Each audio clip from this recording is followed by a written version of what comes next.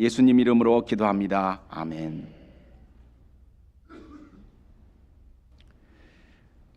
저는 아주 보수적인 교회에서 신앙생활하면서 자랐습니다.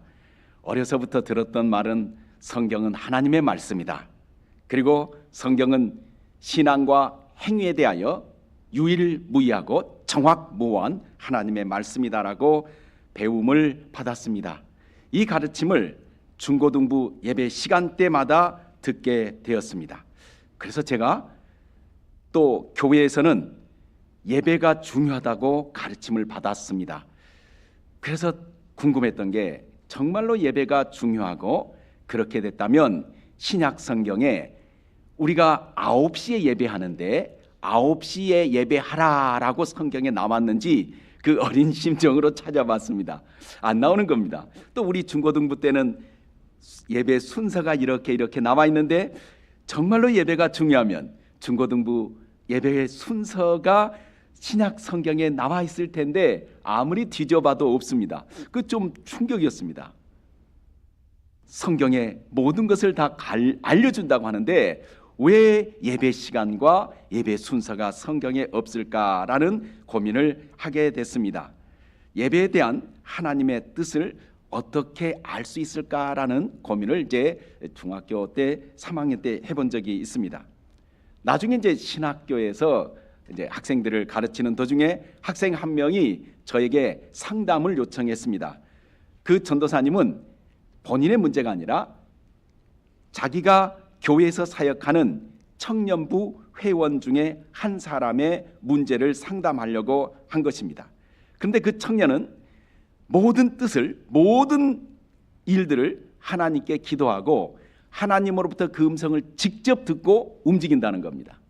그런데 지금 그 청년의 가장 현안의 문제는 지금 가령 6월 말까지 어느 집이 임기가 계약 기간이 돼서 6월 말에는 있든지 다른 데로 이사 가든지 해야 되는데 계약 기간이 가까이 다가오는데도 기도하면서 어디로 이사 갈 것인지 하나님께 기도하는데 하나님으로부터 응답이 오지 않아서 그대로 있다는 겁니다. 문제는 옆에 사람들이 더 불안해하는 겁니다. 옆에 사람들이 임기가 기간이 다 되는데 그러면 어떡하지 하면서 그 전도사님은 이 학생에게 그 청년부 회원에게 뭐라고 답해야 될지를 저에게 물어본 것입니다. 구체적으로 우리 생활에서 이사에 대한 문제 또 나의 그 이동에 대한 문제 하나님에 대한 뜻을 어떻게 알 수 있느냐라는 겁니다. 하나님의 뜻을 아는 것에 관하여 옛 언약과 새 언약에는 분명한 차이가 있습니다. 우리가 옛 언약이라고 하면 하나님께서 모세를 중보자로 하여 이스라엘과 맺은 언약입니다. 그 중심은 율법입니다. 그래서 율법 시대라고 합니다.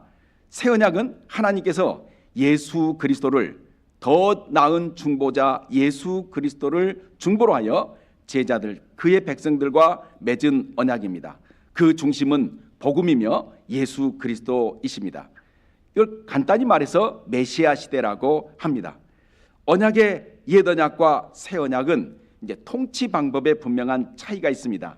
옛 언약은 하나님께서 율법을 통하여 통치하시지만 새 언약은 하나님께서 그리스도를 통하여 복음을 통하여 성령을 통하여 통치하십니다. 그래서 옛 언약과 새 언약의 차이를 구분하지 않고 새 언약 백성이 여전히 옛 언약의 방식으로 하나님의 뜻을 알려고 하면 모순이 생기고 거기에는 신앙에 큰 혼란이 발생합니다.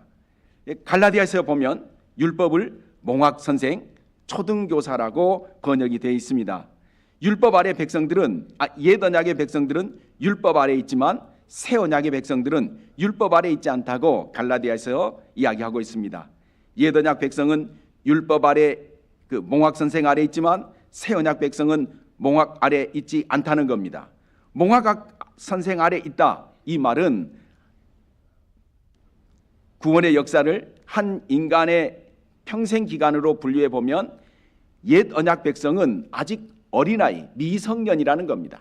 그러나 새 언약 백성은 예수 그리스도를 믿고 하나님의 백성이 된 우리들은 이제는 성년이 됐다는 겁니다. 가장 둘의 큰 차이는 옛 언약 백성은 아직 하나님의 유업을 받을 수 없는 미성년이고, 그러나 새 언약의 백성은 하나님 나라를 유업으로 받을 수 있는 성년이라고 갈라디아에서는 이야기합니다.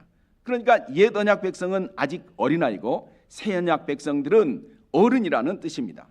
자, 어린아이는 많은 규정이 필요합니다. 자, 초등학교에 가면 한국 상황을 말씀드리겠습니다. 6시 반에 깨웁니다. 그리고 7시에 아침을 먹이고 8시에 학교 가라고 합니다. 이게 부모가 해줘야 됩니다. 왜요? 어린아이이기 때문에 그렇습니다. 모세율법에는 유대인들이 규정한 대로 모세 오경에 나와 있는 계명들을 다 모아보니까 613개의 계명이 있다고 그렇게 말하고 있습니다. 옛 언약의 백성 어떻게 삽니까? 율법대로 살면 됩니다. 자, 옛 언약의 백성 어디서 살아야 됩니까? 율법에 따라서 지파별로 제비를 뽑아 얻은 기업의 땅에서 살면 됩니다. 그러니까 태어나자마자 유대인들은, 옛 언약 백성들은 어디에 살 것인지가 정해져 있습니다. 고민할 필요가 없습니다. 또한 옛 언약 백성은 무엇을 먹어야 됩니까? 율법에 정해져 있습니다. 비닐이 있는 것만 먹습니다. 비닐이 없는 것은 먹지 못합니다. 되새김질하고 굽이 갈라지지 않은 짐승은 먹을 수 있습니다. 그러나 소는 먹을 수 있습니다. 그렇지만 돼지는 먹지 못합니다. 먹는 것도 구약의 율법에 다 정해져 있습니다. 또한 옛 언약의 백성은 제사에 대한 절차도 율법대로 합니다. 언제 제사하느냐? 상번제. 그리고 또 절기 제사도 있고, 또 어떤 종류의 제사를 드리느냐? 번제, 소제, 속건제, 속죄제, 화목제, 이런 제사의 종류도 다 나와 있습니다. 제사의 절차, 과정, 순서 정확하게 나와 있습니다. 어떤 향을 하나님께 드려야 되고 어떻게 번제를 드려야 될 것인지 구약 성경에 모두가 다 나와 있습니다. 율법대로, 법대로 하나님께 제사를 드리면 됩니다. 시간과 날과 종류와 과정이 다 기록이 되었습니다. 그러니까 구약의 백성들은 율법대로 살면 됩니다. 갈라디아서는 이걸 가리켜서 어린아이라고 설명합니다. 그런데 새 언약의 백성은 다릅니다. 계명부터 달라집니다. 구약에 613개가 있다고 하지만 신약으로 넘어가면 하나로 요약합니다. 예수님이 여러 번 말씀하십니다. 내 이웃 사랑하기를 내 몸과 같이 하라. 이걸 서로 세 계명으로 예수님 말씀하셔서 서로 사랑하라. 그리고 서로의 짐을 져라. 계속 이 한 가지 말씀으로 피차 뜨겁게 사랑하라. 이 한 가지로 요약해서 말씀하고 있습니다. 그러면 새 언약 백성은 어디서 살아야 됩니까? 우리의 기업은 이제 땅에 있는 게 아니라 하늘에 있다라고 이야기를 하고 있습니다. 하늘나라가 우리의 기업입니다. 따라서 이 땅에서 어디에 사는지는 문제가 되지 않습니다. 옛 언약의 백성들은 사는 기업, 구획, 그것이 다 정해져 있지만 새 언약의 백성들은 서울에 살 수도 있고 플러튼에서 살 수도 있고 또 뉴욕에 살 수 있고, 이것은 우리 하나님이 주신 소명대로 얼마든지 살 수 있습니다. 또한 새 언약 백성은 무엇을 먹어야 됩니까? 예수 안에서 부정한 음식은 더 이상 의미가 없습니다. 어떤 음식도 먹을 수 있습니다. 소고기, 닭고기, 돼지고기 다 상관이 없습니다. 구약에서 금지된 거 예수 안에서 다 이것은 새롭게 됐습니다. 그렇다면 새 언약에서 새 언약 백성은 예배를 어떻게 해야 합니까? 예배 시간과 예배 순서는 어떻게 해야 됩니까? 예수님이 우리의 대제사장 되시고 제물이 되셨습니다. 그래서 단번에 영원한 제사를 드렸습니다. 이제는 옛 언약과 달리 우리는 제사를 드리지 않습니다. 시간과 순서, 우리가 최선의 방법으로 이제는 하나님께 우리의 사랑을 표하면 되는 겁니다. 교회마다 순서가 다릅니다. 어떤 교회는 설교 전에 광고하고 어떤 교회는 설교 후에 광고하기도 합니다. 어떤 교회는 11시에 예배하기도 하고 또 어떤 교회는 9시에 예배하기도 하고 12시에 예배하기도 합니다. 이 모든 것은 새 언약에 따라서 우리가 드리는 겁니다. 새 언약이라고 하면은 예수님이 기준이시고, 새 언약이라고 하면 복음이 기준이고, 새 언약이라면 이제 율법 따라 사는 게 아니라 성령을 따라 사는 것이고 성령을 따라 행하는 겁니다. 성령을 따라 산다, 달리 말하면 모든 것을 사랑으로 행하는 것이고 서로 사랑하고 서로 짐을 지는 이 철저한 이 큰 계명 하나에 의지해서 모든 것은 다 이루어지고 있습니다. 옛 언약 백성들이 어린이다 보니까 그들은 또한 음성이 필요했습니다. 하나님의 음성을 직접 듣는 것이 필요했습니다. 그래서 그들은 선지자들 통하여 여호와의 음성을 들었습니다. 히브리서 1장 1절 2절에 보면 하나님께서 우리에게 어떻게 말씀하셨는지를 보여줍니다. 옛 언약에서는 하나님께서 여러 방법과 여러 모양으로 선지자들에게 다양하게 말씀하셨습니다. 그렇지만 선지자들의 목적은 하나입니다. 모세 율법으로 돌아가라는 겁니다. 선지자들의 이야기는 다르지 않습니다. 한 가지, 여러분들은 모세 율법으로 돌아가야 됩니다. 모세 율법으로 돌아가야 됩니다.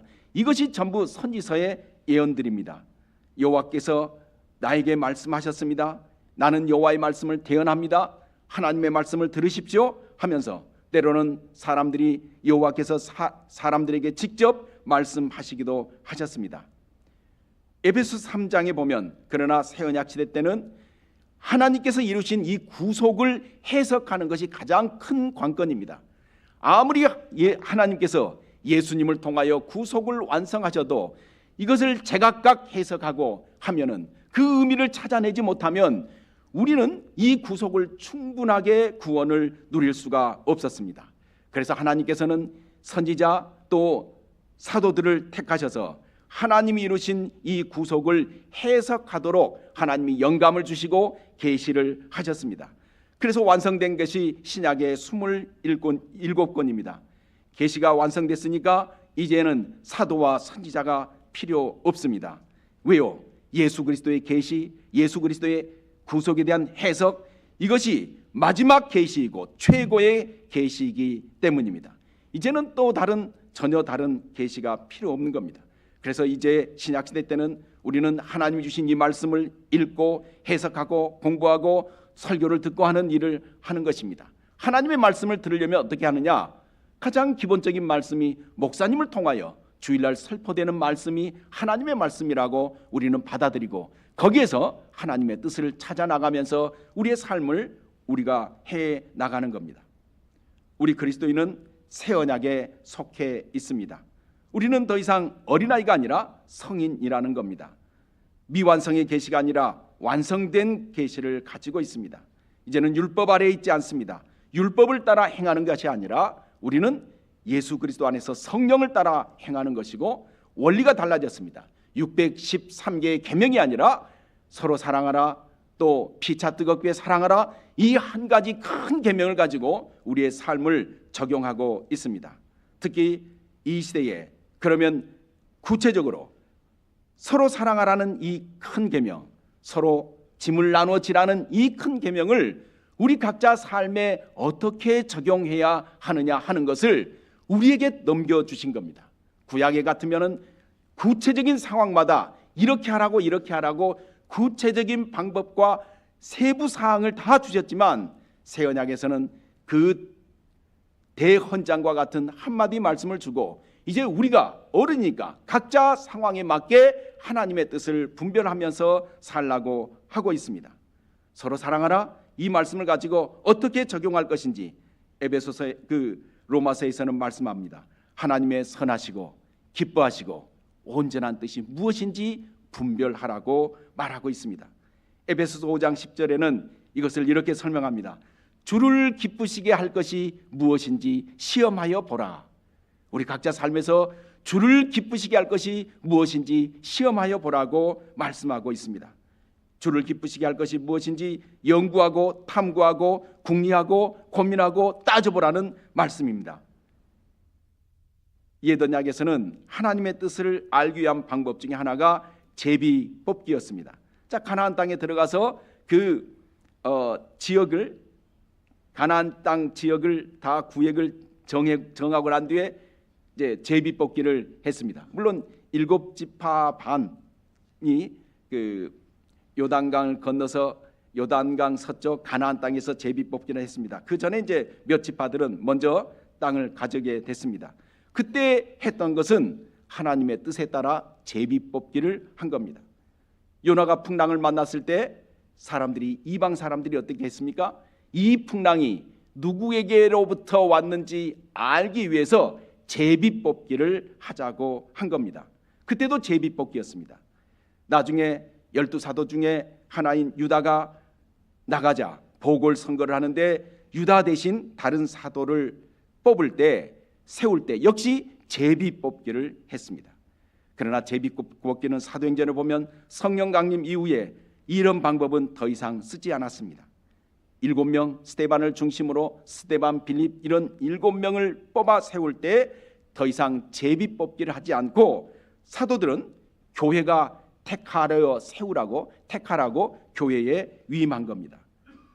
오순절 성령 강림 이후에 큰 변화가 있었던 겁니다. 새언약 시대에 들어와서 엄청나게 큰 변화가 있었던 겁니다. 하나님을 기쁘시게 하는 것을 기준으로 해서 교회가 택하여 세우라고 말하고 있습니다.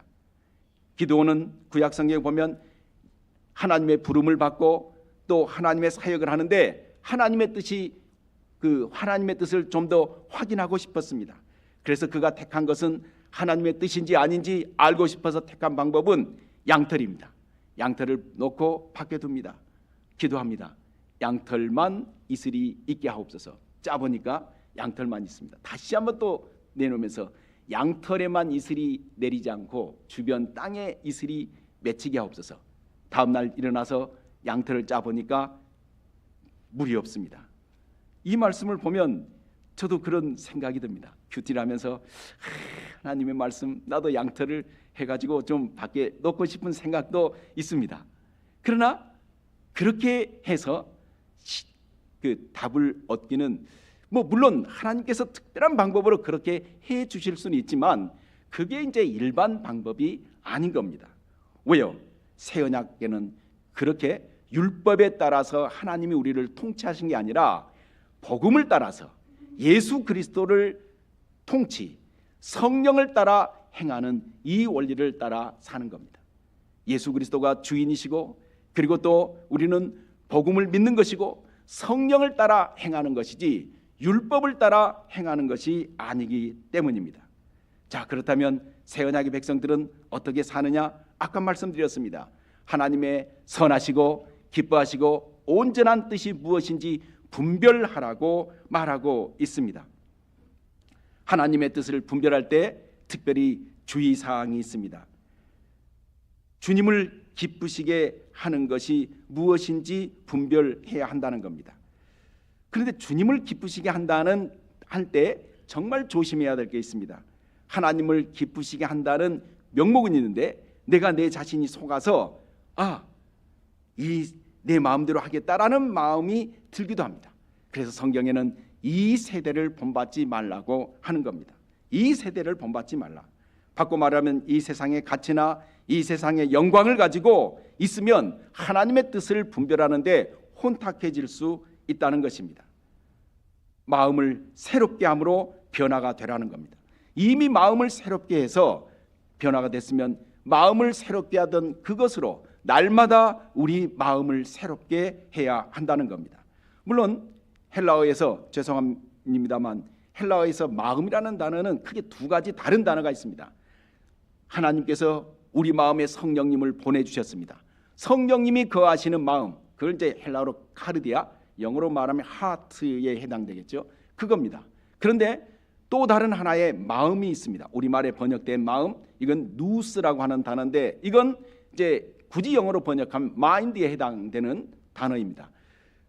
여기서 말하는 것은 성령님이 거하시는 우리 마음을 새롭게 하라는 뜻이 아니라 이미 우리는 성령님이 거하시니까 우리가 판단하고 우리가 생각하고 우리가 결정하고 우리가 계획하는 모든 사고의 기본 체계, 모든 사고의 가치관, 이 모든 것이 들어있는 이걸 움직이는 것, 누스라고 하는데 이거 날마다 새롭게 하라는 겁니다. 세상에 살다 보면 세상의 가치관에 혼탁해질 수 있습니다. 사람들이 지금 말씀대로 살면 이 생존 세상에, 생존 경쟁이 치열한 세상에 살 수가 없어. 세상 사람들은 이렇게 사니까 우리가 이렇게 살아야 돼. 주일날까지 다 예배하거나 또 우리가 시간이 없는데 기도를 다 한다든가 또 세상에 다른 사람에 대한 사랑을 표시를 하면서 구제를 한다든가 다른 사람을 도와준다든가 너무나 이것은 무거운 일이야. 이건 짐을 진다는 것은 그렇잖아도 세상 살기 힘든데 이런 짐을 또 다른 하나의 짐을 진다는 것은 생존 경쟁의 시대에서 살아남을 수 없어. 이것이 세상이 우리에게 계속 알려주는 방법입니다. 우리는 그렇게 혹한 마음으로 넘어갈 수도 있다는 겁니다. 여기에 대해서 이 세대를 본받지 말고 마음을 새롭게 함으로 변화를 받으라는 겁니다. 날마다 우리가 변화를 받고 내 생각이 옳은 생각인지 말씀을 보면서 큐티를 하면서 또한 매일 성경을 읽으면서 말씀을 들으면서 설교를 들으면서 성경을 공부하면서 암송을 하면서 내 생각이 정말 제대로 된 생각인지 날마다 점검을 하고 혹시 세상의 유혹이 내 마음에 들어오진 않았는지 이걸 날마다 점검하라는 겁니다. 마음을 새롭게 함으로 변화를 받으라는 겁니다. 변화를 받은 이 상황 속에서 정말 내가 다른 사람을 정말 사랑하고 있는지, 형제를 정말 사랑하고 있는지, 다른 사람의 아픔을 나의 아픔으로 느끼고 있는지, 교회 공동체의 그 그리스도의 몸이라고 하는데 다른 형제의 아픔은 내가 몸인 나도 똑같이 느껴야 내가 공동체의 일원인데 그 형제의 자매의 아픔이 나의 아픔으로 느껴지는지 우리가 이 자신을 이런 것을 점검하고 생각하면서 하나님의 뜻을 분별하는 것이 필요하다는 겁니다. 우리가 해야 될 일은 날마다 내 생각이 바로 된 생각인지, 내 마음이 정말 바로 세워졌는지, 이 세상의 유혹에 넘어가지는 않았는지 이걸 계속해서 점검하고 또 날마다 새롭게 해야 한다는 겁니다. 그리고 난 뒤에 우리는 하나님의 뜻을 분별하는 겁니다. 구약 성경에는 어떻게 할 것인지 구약 성경에 보면 옛 언약 백성들은 율법대로 했습니다. 그래서 왕으로 취임을 하면 왕 옆에 말씀이 나옵니다. 왕 보좌 옆에다가 율법의 등사판을 놓으라는 겁니다. 요즘 말로 말하면 구약 성경을 놓고 그 성경대로 그 매뉴얼대로 율법대로 이스라엘을 통치하는지 날마다 점검하고 보라는 겁니다. 그러나 신약 성경에는 우리에게 그렇게 교훈하고 있지 않습니다.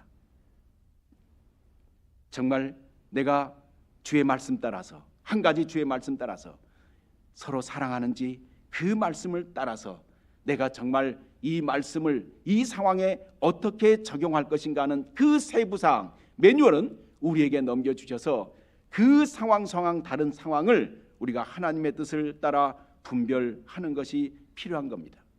분별하는 겁니다. 하나님이 우리에게 주신 매우 중요한 임무이기도 합니다. 그런데 이 분별을 딱 멈춰버리고 살아간다면 우리의 신앙은 좀 혼란에 빠질 수가 있습니다. 미국 이 땅 18세기에 큰 부흥운동이 일어났습니다. 그 유명한 조나단 에드워즈 시대에 영적 대각성운동이 일어났습니다. 신비한 영적 체험이 일어납니다.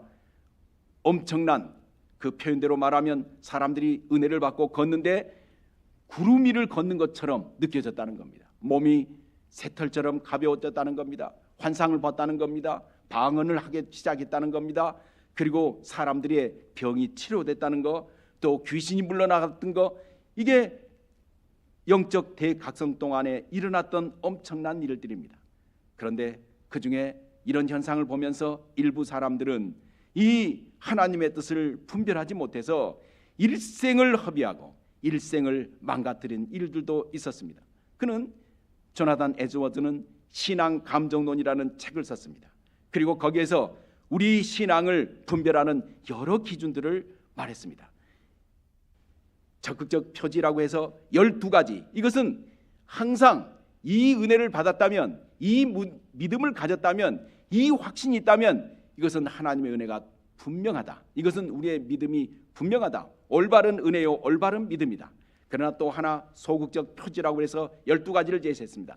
이런 현상이 왔을 경우에 이 현상은 하나님이 나에게 주신 것일 수도 있고 내 욕심에 끌려서 그런 것일 수도 있으니까 잘 분별하라는 겁니다. 이 12가지 중에서 하나는 이것입니다. 물론 우리의 신앙에 철저하게 소극적으로 되라는 말은 절대 아닙니다.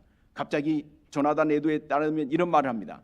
내가 길을 걸어가고 있는데 갑자기 성경 구절이 떠올랐다 하면은 그 하나님이 나에게 주신 말씀이라고 할 수 있지만 조나단 에드워즈는 그걸 이렇게 설명합니다.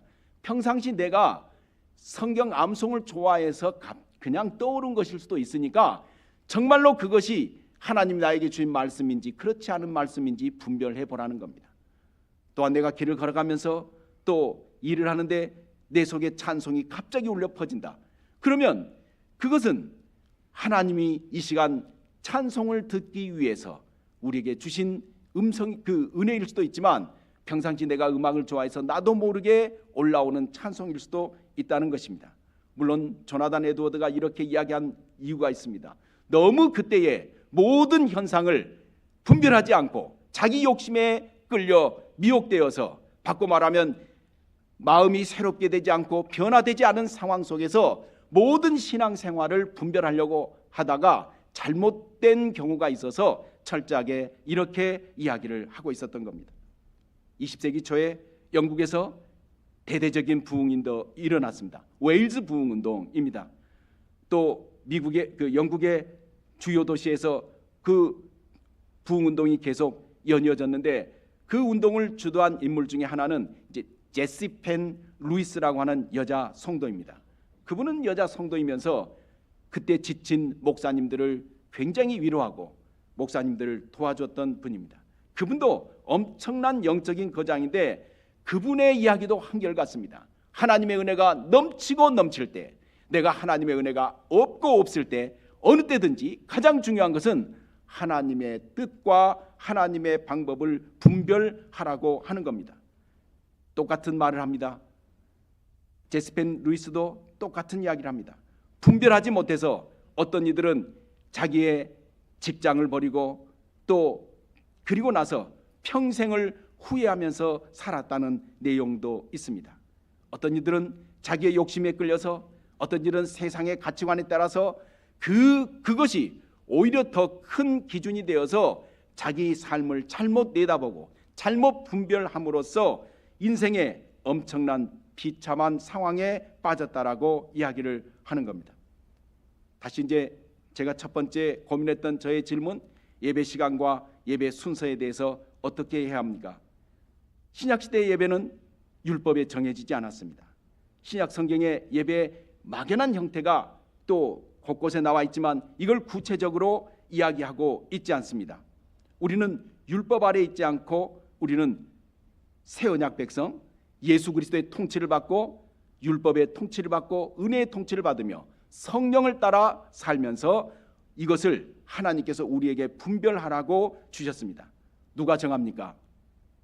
교회가 정합니다. 교회가 분별하여서 정합니다. 하나님께 예배하기에 가장 좋은 시간, 하나님께 드릴 수 있는 가장 좋은 시간이 언제인지 목사님이 또 당회에서 고민하면서 하나님께 드리는 시간입니다. 11시 45분, 이것은 교회가 정한 겁니다. 교회가 정한 이 귀한 시간, 그 시간이 언제이든 상관없습니다. 하나님께, 우리는 이 시간 하나님께 드리겠습니다 하면 하나님이 받으시는 겁니다. 예배 순서 교회가 정합니다. 가장 좋은 예배 드릴 수 있는 좋은 순서대로 하나님께 드릴 모든 것도 교회가 정하는 겁니다. 그럼 이런 질문할 수 있습니다. 자, 구약은 예배 방식이 다 성경에 나와 있으니까 더 권위가 있고, 신약은 그러면 교회가 정하는 것이니까 이것은 더 권위가 없느냐? 그렇지 않습니다. 11시 45분 예배는 교회가 정한 것이니까 가볍게 여겨도 됩니까? 아닙니다. 차원이 다른 이야기입니다. 옛 언약은 어린이입니다. 어린이니까 부모의 말씀을 드려야 됩니다. 신약은 어른입니다. 어른이니까 더 큰 책임감을 가지고 하나님께 드리기로 헌신하고 작정한 시간이니까 하나님께 이 시간을 드리는 것입니다. 구약에서는 하늘이 정하면 땅이 그대로 시행되는 원리를 갖습니다. 그래서 욥기도 보면 하나님 앞에 회의, 이걸 신학적인 용어로 어전회의라고 하는데 하늘에 어전회의가 있습니다. 하늘에서 결정하면 땅이 그대로 시행합니다. 요한계시록에도 보좌에서 결정되면 땅이 그대로 시행됩니다. 뜻이 하늘에서 이루어진 것처럼 땅에서도 이루어지이다. 이게 성경 전반에 걸쳐 있는 하나님의 그 뜻을 행하는 과정입니다. 욥기에 보면 하나님이 허락하시니까 땅에 있는 욥에게 사탄의 시험이 시작이 됩니다. 그러나 신약시대 때는 놀라운 또 하나의 원리가 생깁니다. 신약에는 우리 잘 아는 말씀, 땅에서 매이면 하늘에서도 매일 것이요 땅에서 풀면 하늘에서도 풀리리라. 땅이 누굽니까? 교회입니다. 예수 그리스도의 몸입니다. 예수 그리스도의 교회가 정하면, 땅이 정하면, 땅에서 정하면 그 땅에서 정한 것을 하나님이 인정하시겠다는 겁니다. 하나님이 받으시겠다는 겁니다. 하나님, 우리는 11시 45분에 예배합니다. 하나님이 정하시고 오케이 하는 겁니다. 그래, 가장 좋은 시간, 나를 찬송하는 거 내가 받겠다. 하나님이 그렇게 말씀을 하십니다. 땅에서 매이면 하늘에서도 매입니다. 땅에서 풀리면 하늘에서도 풀립니다. 교회가 결정하면 하나님이 받으시고, 교회 결정에 따라서 하나님은 그것에 따라서 은혜를 베푸시는 겁니다. 그래서 시간과 순서와 또 방법, 교회가 모여서 주님, 이제 우리는 하나님께 드리겠습니다. 간단한 원리입니다. 옛 언약의 백성, 어린아이니까 어린아이 처음에 어버이날 맞이할 때 어떻게 합니까? 다 이야기합니다. 카네이션은 달아야 되고 너 줘야 되고 이야기합니다. 어른이 됐는데 어버이날 때 카네이션 달라고 그렇게 하지 않습니다. 그냥 어른이 되면 알아서 하는 겁니다. 부모님이 말씀 안 했다고 더 안 합니까? 아니요. 그 은혜를 아는 사람은 어린아이 때 받은 교육 이상으로 아버지께, 어머니께 드리는 겁니다. 예수 그리스도의 구속의 은혜를 알고 새 언약의 백성이 됐고 예수님의 피를 가지고 하나님께 나아가기로 결심한 사람은 구약의 백성들보다 더 뜨겁게 예수 그리스도의 피에 감사하면서 성령의 은혜를 입어 하나님 앞에 나아가는 것입니다. 예수의 이름으로 나가니 하나님 받아주신 줄로 믿습니다. 구약은 지성소에는 못 들어갑니다. 성소까지 밖에 못 들어갑니다. 아무리 율법을 지키고 한다면, 율법을 지키면 지킬수록 구약에서 금하고 있으니까 성소까지 밖에 못 갑니다. 하나님, 이제는 우리는 예수 그리스도의 피를 의지하고 지성소에 들어갑니다. 건물로 말하면 아버지가 계시는 안방까지 이제 쳐들어갈 수 있는 겁니다. 쳐들어간다는 말이 좀 그렇죠. 아버지, 이제 예수님의 피를 가지고 하나님께 나아갑니다. 저를 받아주신 줄로 믿습니다. 담대하게 나아갑니다. 당당하게 나아갑니다. 이걸 신약의 백성들에게 주면서 우리에게 결정하라는 겁니다. 성가대 가운도 교회마다 다 다릅니다. 그러나 구약에서는 제사장의 옷 철저하게 규정되어 있습니다. 다른 옷을 입으면 절대 안 됩니다. 신약에는 또 설교자들이 다 옷이 검은색, 남색 뭐 다 상관이 없습니다. 왜? 가장 하나님께 드릴 수 있는 이번 주에 좋은 옷 중에서 가장 좋은 옷을 입고 하나님 앞에 서는 겁니다. 왜요? 주를 기쁘시게 할 것이 무엇인지 우리가 판단해서 가는 겁니다. 또한 교회가 하는 것은 하늘에서 받아들이니까 교회의 투표 가볍게 여기는 것은 아닙니다. 교회 임직 가볍게 여기는 거 아닙니다. 저도 목사 임직 때 특별한 게 아니라 오라고 해서 선배 목사님들이, 안수위원들이 손을 얹어서 기도해 줬습니다. 안수를 해서 목사로 세움을 받았습니다. 목사 안수 받을 때 하늘이 쫙 열리고 그런 일이 없었습니다. 사랑하는 아들아, 내가 너와 함께 하겠다, 성령의 능력으로 너와 함께 하겠다, 그런 음성 저는 없었습니다. 그렇지만 교회가 결정하면 하늘이 사인하겠다는 겁니다. 하나님이 세운 겁니다. 교회가 세우면 하나님이 세우신 겁니다. 교회 임직 하나님이 세운 것입니다.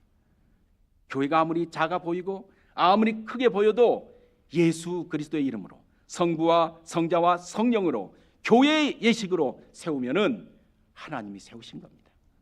교회가 조그만 교회 개척될 때 사람들이 우습게 보입니다. 그러나 교회가 하나 세워지고 예수 그리스도의 이름으로 이어지는 것은, 이것은 우주적인 사건으로 보아야 하는 겁니다. 오늘 임직도 하늘에서 기뻐하시며 하나님의 사인이 분명히 있는 줄로 믿습니다. 또한 두 번째 질문, 그 청년 어디로 이사 가야 하느냐, 이 문제에 대해서 어떻게 해야 할까요? 물론 기도해야 됩니다. 기도를 부정하는 게 아닙니다. 그러나 우리의 기도는 단순히 한두 가지 사건에만 국한된 게 아니라 우리 그리스도인의 존재 방식, 우리 그리스도인의 삶의 모든 원리, 기도입니다. 기도라는 대전제 하에서 이제 하나님의 뜻을 분별하는 것이 필요하다는 겁니다. 기도하면서 하나님의 뜻을 분별하는 겁니다. 하나님의 뜻을 분별하는 것은 내가 하는 것입니다.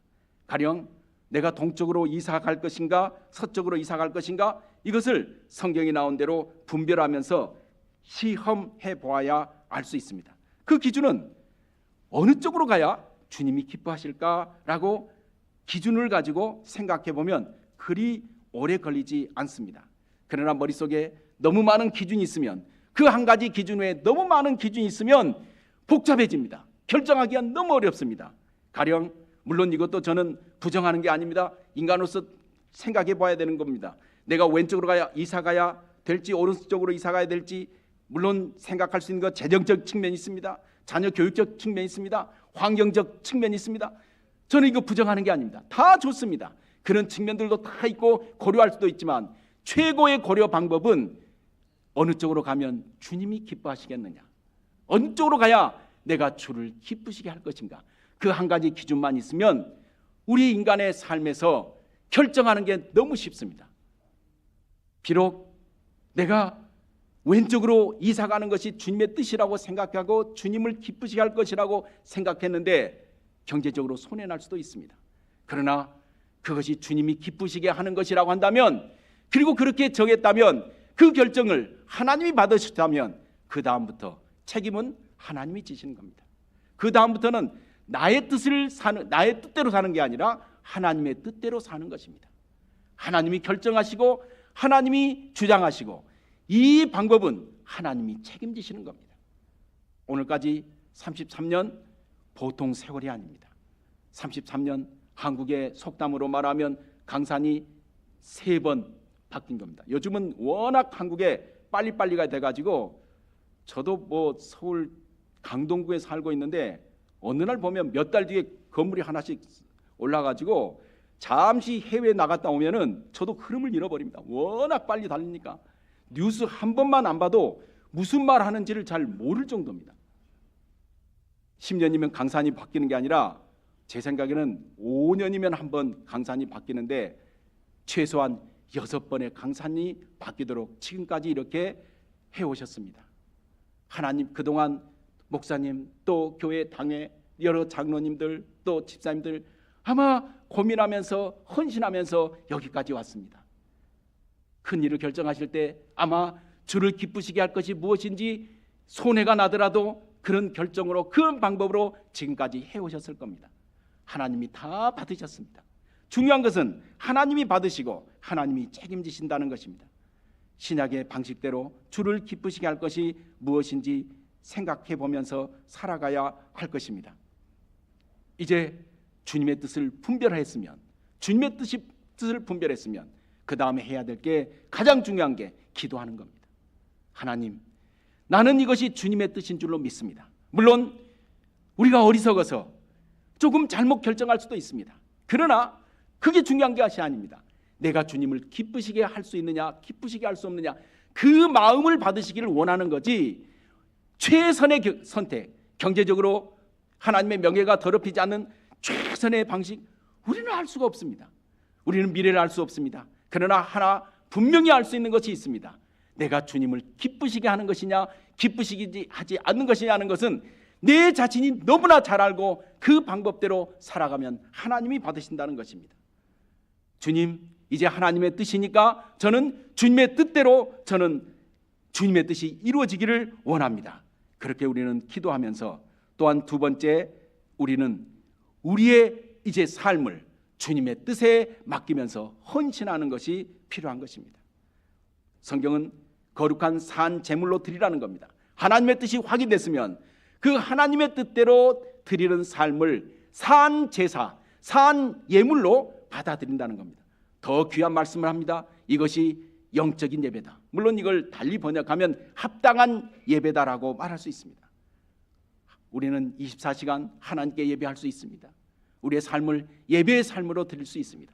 우리는 왕같은 제사장으로서 우리의 날마다 삶이 하나님께 제사하는 삶으로서 하나님의 뜻을 행하는 사람, 하나님의 뜻을 분별해서 하나님의 뜻에 헌신한 사람으로 우리가 살 수가 있습니다. 이제 우리의 삶은 왕같은 제사장으로 부름을 받았는데 하나님의 뜻을 분별하여서 율법과 옛 언약의 방식이 아니라 새 언약의 방식으로 예수 그리스도를 주인으로, 예수 그리스도의 통치를 받고 은혜의 통치를 받으며 성령을 따라 행하면서 사랑의 원리로서 하나님을 기쁘시게 할 것이 무엇인지 날마다 분별하면서 우리의 삶이 자유롭게 최선의 삶을 하나님께 드리기를 원합니다. 이 삶을 하나님이 받으시면 우리는 구약의 제사보다 더 영광스러운 제사를 드리면서 우리의 기발한 아이디어로 하나님을 감동시킬 수 있습니다. 이 제사의 삶이 우리 삶 속에 늘 나타나기를 원합니다.